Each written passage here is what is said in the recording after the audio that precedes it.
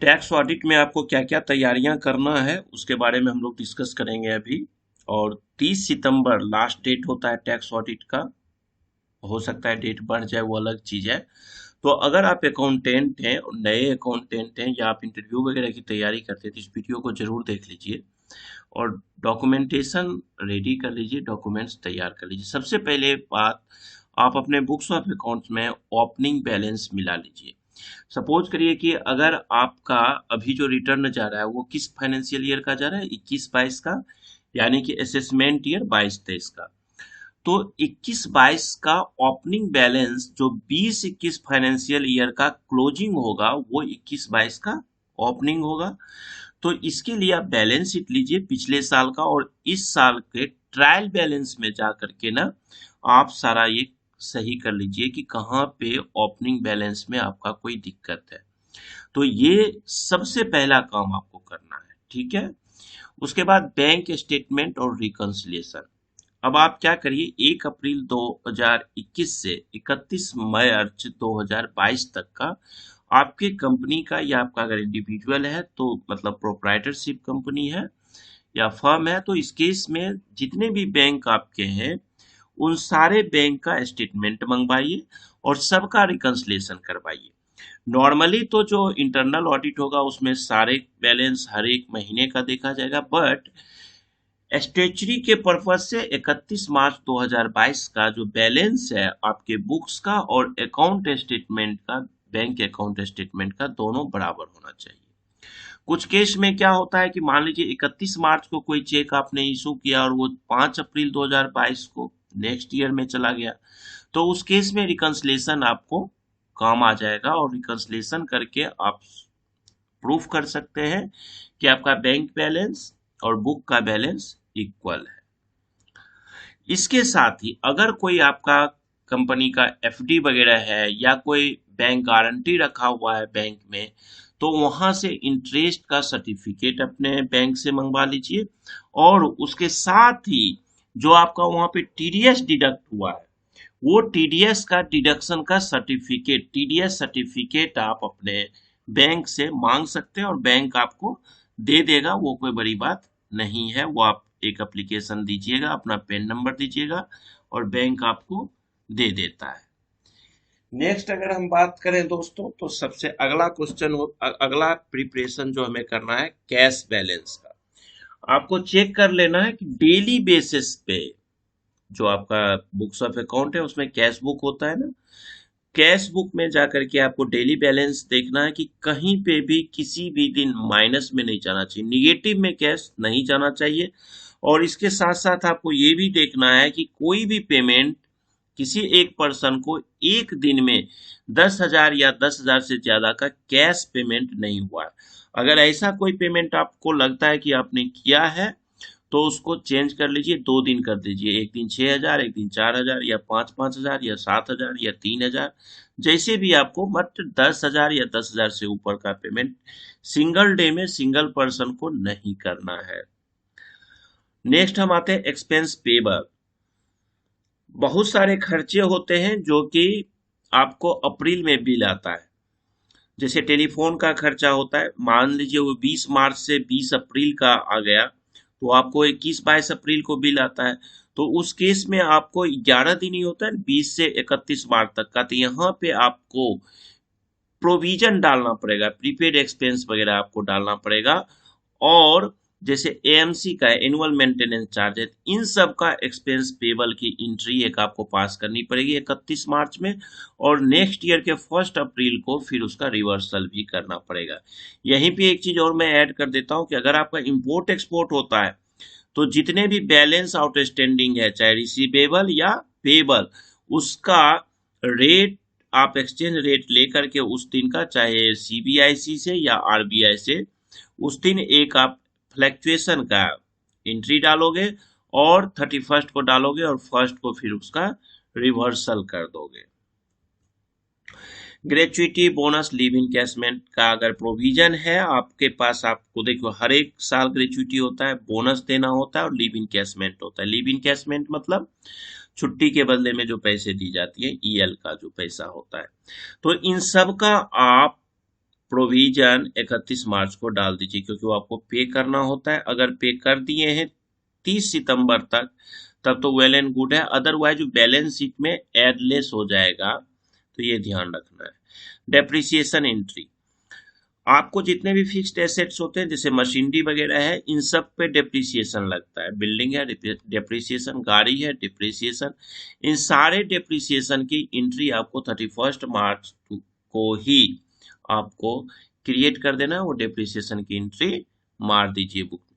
और fixed asset का register ना जरूर तैयार किया करिए, उससे आपको बहुत सारी सुविधाएं होंगी। इस वीडियो में मैं 15 तरह के ऐसे सारे डिस्कस करूंगा वर्क का जो आपको करना है। 15 वर्क्स की डिस्कस हम इस वीडियो में कर रहे हैं।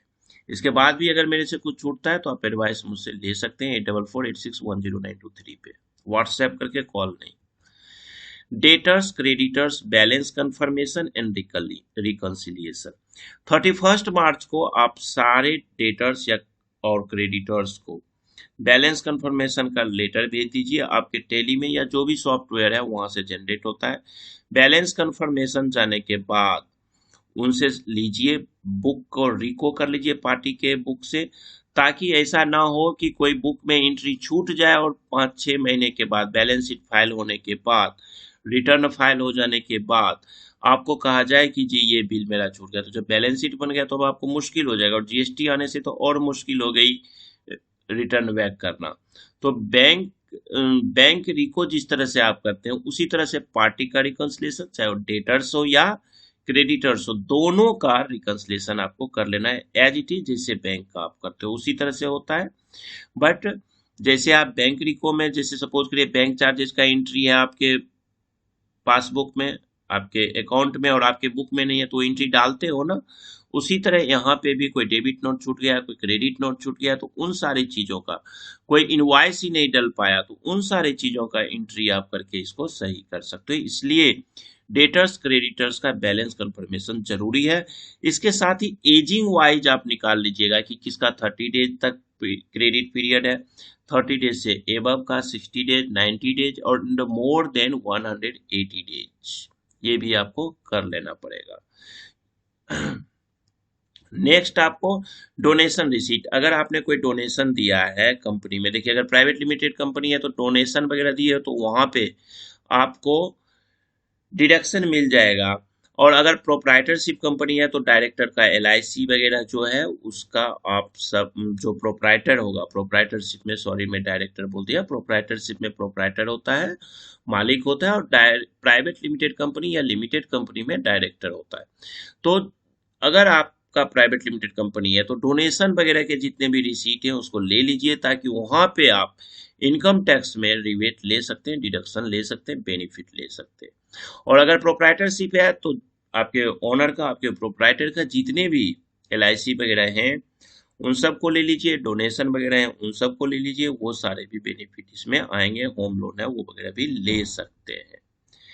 नेक्स्ट हम बात करते हैं 26AS रिकंसिलिएशन। अब क्या होता है कि इनकम टैक्स के पर्पज से हम अगर चलते हैं तो आपका एक 26AS आता है, जो ट्रेसेस का जो पोर्टल है वहां से निकलेगा। तो 26AS डाउनलोड कर लीजिए और ये रिकंसाइल करिए कि किस किस पर्सन ने आपका टीडीएस काटा है। जैसे बैंक ने टीडीएस काटा, आप अपने बुक में एंट्री कर लीजिए।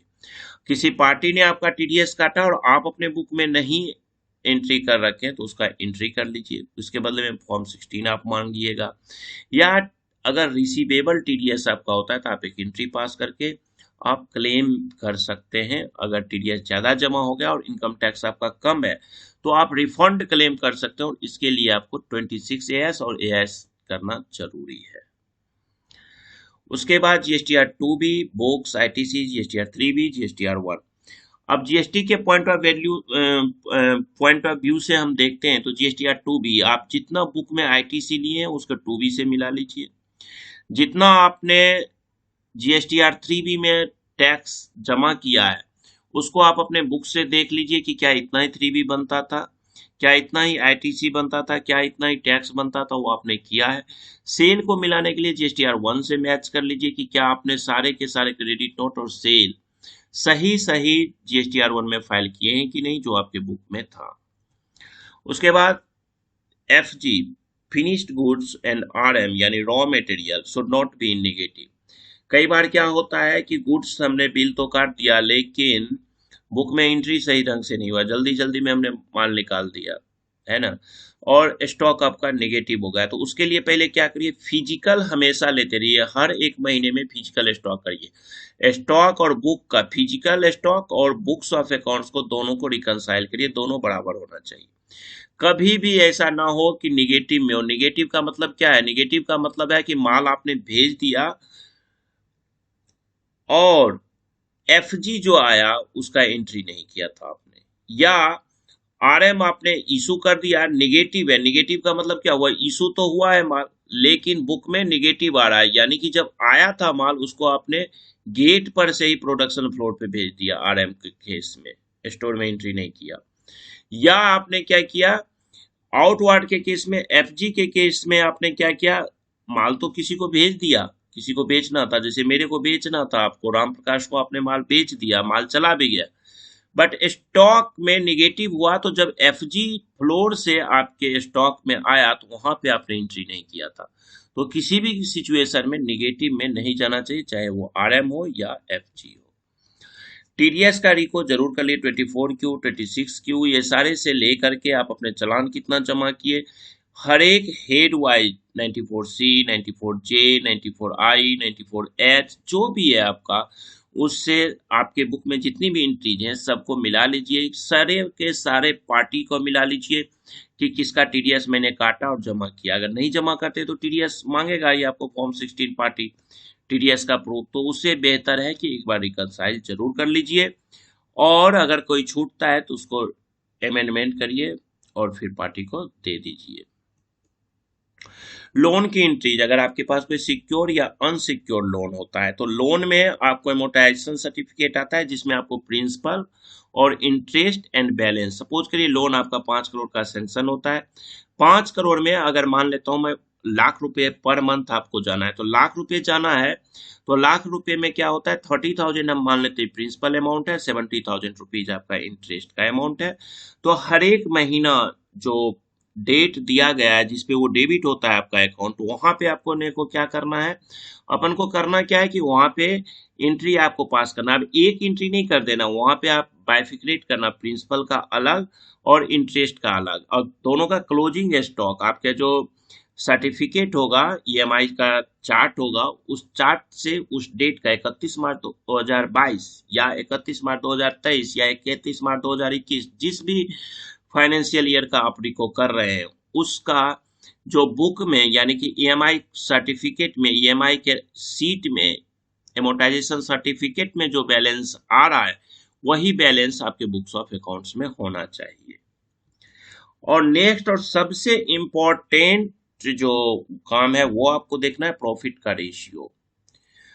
आपको जीपी और एनपी, ग्रॉस प्रॉफिट और नेट प्रॉफिट, इन दोनों का रेशियो हमेशा मेंटेन करके चलना पड़ेगा। ये नहीं कि किसी साल हमने 25% प्रॉफिट दिखा दिया, किसी साल हमने 15% दिखाया, किसी साल हमने 50% दिखा दिया। तो अगर ऐसा जेन्यून में होता है तो आपके पास जेन्यून रीजन होना चाहिए, अदरवाइज इनकम टैक्स से लेटर आपको मिल सकता है, आपकी मुंह दिखाई करने के लिए डिपार्टमेंट आपको बुला सकता है। तो इस केस में रेशियो मेंटेन जरूर करिएगा, और रेशियो मेंटेन क्या करना है, सेल और परचेज से रेशियो मेंटेन किया जाता है।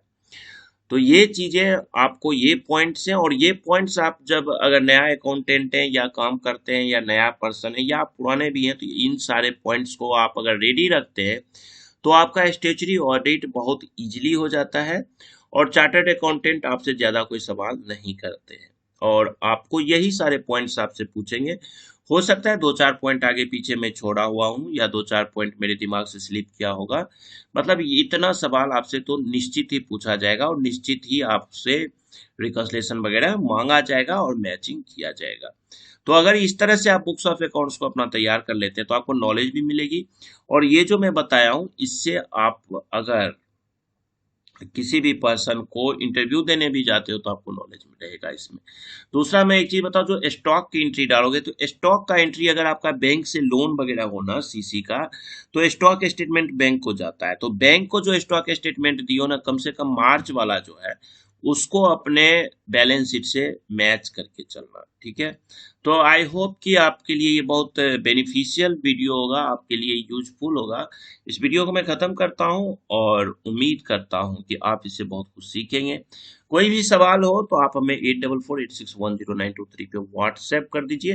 व्हाट्सएप पे अपना ग्रुप भी है, टेलीग्राम पे भी ग्रुप है, वहाँ भी आप ज्वाइन कर सकते हैं। आप डायरेक्ट मुझे मैसेज कर सकते हैं, मैं खाली रहता हूँ तो आपको मैं नंबर देता हूँ कि कॉल कर लीजिए, या व्हाट्सएप कॉल पे मैं आपसे बात भी कर लेता हूँ। अगर नहीं हूँ खाली तो ज़्यादा क्वेश्चंस आ जाते हैं, तब मैं इकट्ठे वीडियो बना के दे देता हूँ, या 2-4 दिन में रिप्लाई करता हूँ। चलिए, थैंक यू, बाय बाय।